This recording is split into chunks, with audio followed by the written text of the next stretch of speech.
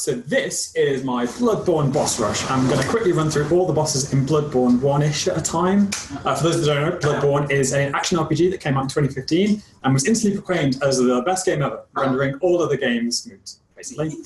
Quick content advisory, I'm going to swear, there's going to be some gore and spoilers if you've not played Bloodborne. Right, first boss is the Cleric Beast. You actually hear him howling long before you have to fight him. He's a screechy motherfucker, all fur and antler and claw. Luckily, he hates fire, and he's not a fan of people tickling his right arm. He's an optional boss, but killing him gets you a really cool weapon, so I guess it's got to die, sorry. Next, Father Gascoigne.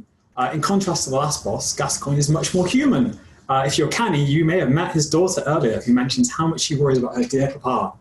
By the time you face him, though, in the Tomb of Verdun, he is holding on by a thread. The fighting, you see, gets him a bit angsty and he turns into a werbeast halfway through, but whatever.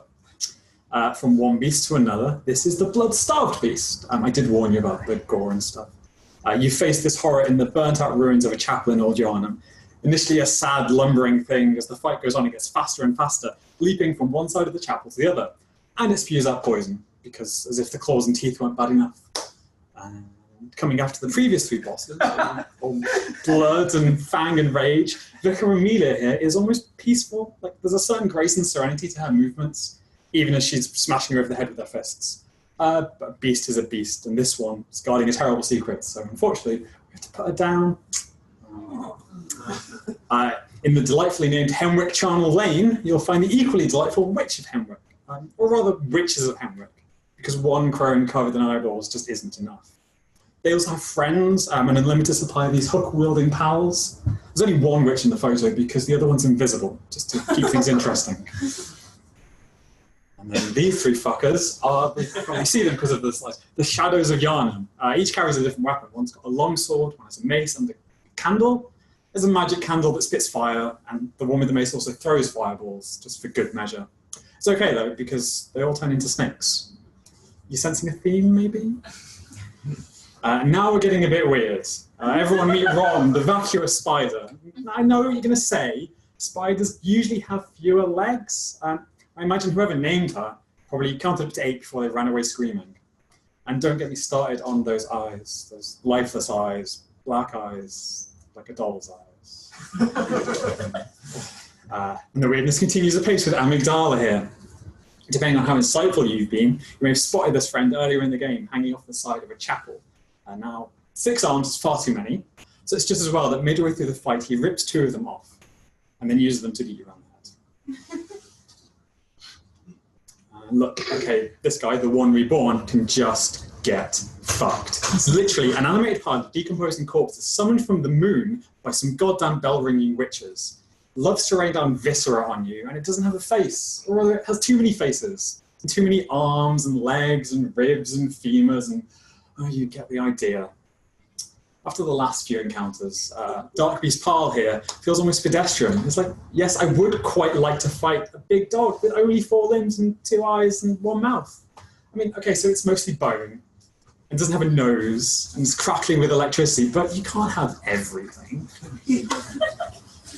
And this is the desiccated corpse of Martyr Ligarius. He sits atop the forsaken Castle Canis waiting for people like us with more curiosity than common sense. It's pretty spry for a dead guy, and he zips from rooftop to rooftop, raining down exploding fireballs, because what kind of self-respecting fiery skull doesn't explode? By the time we meet this, the Celestial Emissary, we've already fought tons of these little boys and girls. They're so cute with their wobbly brain sacs and flailing arms, like a less eldritch Mr. Blobby. This one, though, well, he's about 3 stories tall. And of course, he's got loads of friends. Right then. When I first stumbled upon the aptly named Altar of Despair and beheld this, I turned off my PlayStation. Up until now, most of the bosses have kind of been human, beast, or at least like beast adjacent. But Abriatus, Daughter of the Cosmos, is just wholly other. Mikolash, I can't even with you, cowardly bastard. Most of the fight's bloody running away and then ranting on about, like, Cos, or some say Cosm. Who, Mikolash? Who says Cosm? Honestly, about 8% of this fight is figuring out where he's gone, and the remaining 20% is to hitting him in the face until he dies. pretty boring. Right, almost there. At the pinnacle of the Nightmare of Mensis, we find Murgo's wet nurse, a whirling dervish of blades and feathers.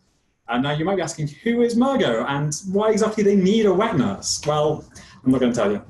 The game isn't going to tell you either. You have to pour over item descriptions, wiki articles, and YouTube lore videos for that. For the last 60 or so hours, Gurman here has been your one friend in this horrific nightmare. Kindly old man in a wheelchair offering you insight and wisdom. At one point you even find him doze off in the garden having nightmares of his own. But that all changes when it's time for you to wake up, though. There's still some life left in these bones, and tonight, Gurman joins the hunt.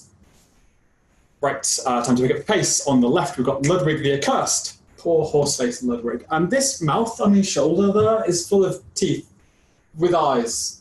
Eyes and teeth, I don't know. On the right is Lawrence, the first vicar.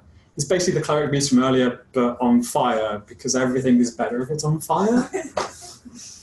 Quite the contrast, these two, and they come right after one another. On the left is, oh, bless them, the living failures. They're like soft and cuddly, and they really live up to their name. On the right, though, is the much more intimidating Lady Maria of the Astral Clock Tower. And I'm not going to say anything bad about her because she is one of the best damn fights in the game. And then home stretch. On the left, the Orphan of Kos. He might look roughly human, but he doesn't move like one, bounding around his arena like a dog in heat. And on the right is the final for real's boss of the game, the Moon Presence. Now, depending on how you play the game at this point, you might even fight him, let alone even see it. And that is Bloodborne.